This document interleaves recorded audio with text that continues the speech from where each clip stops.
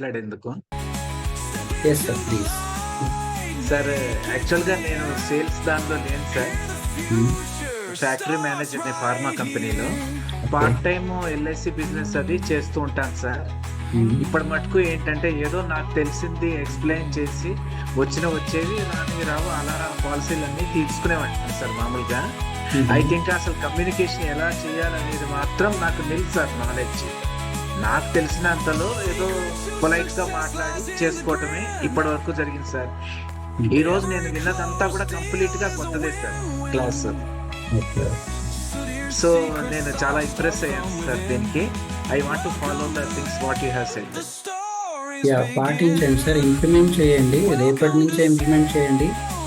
కొంచెం మళ్ళీ ఒకసారి మీరు రాసుకున్న నోట్స్ని రీకాల్ చేసుకొని ఆ సిచ్యువేషన్ని అబ్జర్వ్ చేసుకుంటూ అడాప్ట్ చేసుకుంటూ ఇంప్లిమెంట్ చేయండి. అద్భుతమైన రిజల్ట్స్ వస్తాయి.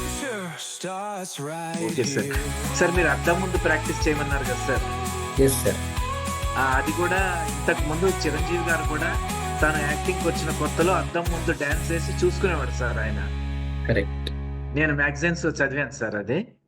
అది మంచి ప్రాక్టీస్ అవుతుంది సార్. మ్యూజిక్ పెట్టుకుని ఆయన అద్దం ముందు డాన్స్ వేసేవాడంట సార్ ఒక్కడే. అవును. అందరూ కొంతమంది ఏంటి పగలు రాత్రి ఇలా చేస్తాడేంటి అని అనుకున్న వాళ్ళు కూడా ఉన్నారంట సార్. Yes yes.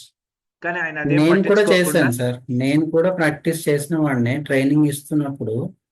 ఒక్కొక్కసారి మన ఫేషియల్ ఎక్స్ప్రెషన్స్ ఎదుటి వాళ్ళని ఇబ్బంది పెట్టే విధంగా వచ్చే అవకాశం ఉంటుంది కాబట్టి ఇదివరకు నేను ఇట్లా మాట్లాడుతున్నప్పుడు తలకాయ పొద్దుగుకులు ఊగేది తెలుసా, ఇట్లా చాలా ఎక్కువ ఇట్లా ఊపేవాడిని. కానీ ఇప్పుడు చాలా కంట్రోల్ చేశాను, చాలా తక్కువగా ఊపుతున్నాను, చాలా తక్కువ అవసరం ఉంటేనే కదిలిస్తున్నాను తప్ప ప్రతి దానికి ఇట్లా వెళ్ళిపోయేది. ఇదివరకు ఇట్లా చాలా నాడింగ్ జరిగేది, విపరీతంగా నాడింగ్ జరిగేది. నా పాత వీడియోస్, ఇప్పుడు నేను 10 ఏళ్ల క్రితం వీడియోస్ కూడా నేను స్టేజ్ పైన ఎలా మాట్లాడాను వీడియోస్ చూసుకుంటే నాకు నాడింగ్ ఎక్కువ జరుగుతూ ఉంటుంది. కానీ ఇప్పుడు అది నేను అబ్జర్వ్ చేసిన తర్వాత నుంచి, ఆన్లైన్లో అబ్జర్వ్ చేసుకున్న తర్వాత నుంచి చాలా తగ్గించడం జరిగింది. ఇప్పుడు చాలా ఎంత అవసరమో అంత యూస్ చేస్తున్నాను, అనవసరంగా యూస్ చేయట్లేదు బాడీ లాంగ్వేజ్ని కూడా.